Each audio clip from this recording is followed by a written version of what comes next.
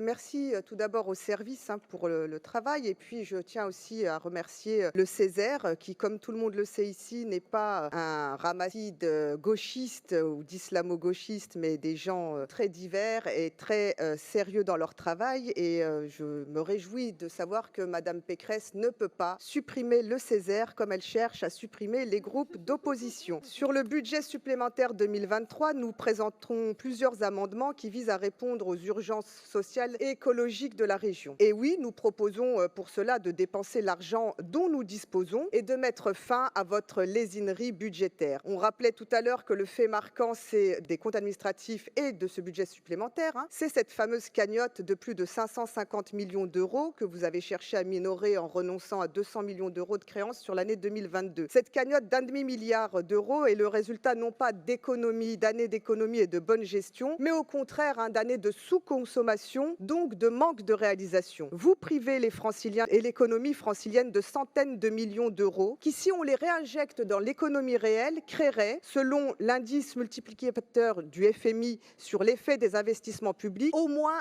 1,5 fois les sommes investies. Cet argent, l'économie francilienne en a besoin. La consommation des ménages est déjà en net recul depuis le mois de février, moins 0,8%, puis moins 1,2% en mars. La consommation des ménages, elle représente 55% du PIB. Si on ne la soutient pas, avec tout cet argent public dont on dispose, on nuit à l'économie générale. Je m'en inquiète d'autant plus que la région Île-de-France est la première région économique de France. Elle représente à elle seule près de 20% du PIB national. Vous l'avez certainement vu, nos voisins allemands sont officiellement en récession. La France a besoin d'une Île-de-France en bonne santé économique, en bonne santé sociale et en bonne santé écologique pour ne pas connaître le même sort. Voilà pourquoi nous voulons soutenir le pouvoir d'achat des Franciliens en vous empêchant d'infliger une hausse du pass imaginaire à la rentrée, en instaurant la gratuité pour les moins de 26 ans dans les transports, en faisant la gratuité de la cantine pour les enfants qui en ont besoin. Vous le savez aussi, un Français sur 6 a faim aujourd'hui et 25% de nos enfants vivent dans la pauvreté. La consommation alimentaire chute de façon vertigineuse, c'est moins 5% en 2022. Je ne cherche pas à vous avoir parlé sentiments, Madame la Présidente. Je m'adresse à votre logique comptable. Permettre aux familles de mettre l'argent ailleurs que dans les repas du midi, c'est aider l'économie réelle. Ce budget supplémentaire aurait dû être un acte fort de la région Île-de-France dans le contexte actuel. Nous espérons sincèrement que vous allez tenir compte de nos amendements et qu'ils seront intégrés, que vous accepterez au moins une fois en 2 ans de prendre en compte l'opposition de gauche et écologiste qui représente 34% des Franciliens qui ont soutenu les mesures que nous reprenons dans nos amendements. Apprenez à travailler avec l'opposition. C'est cela aussi la démocratie.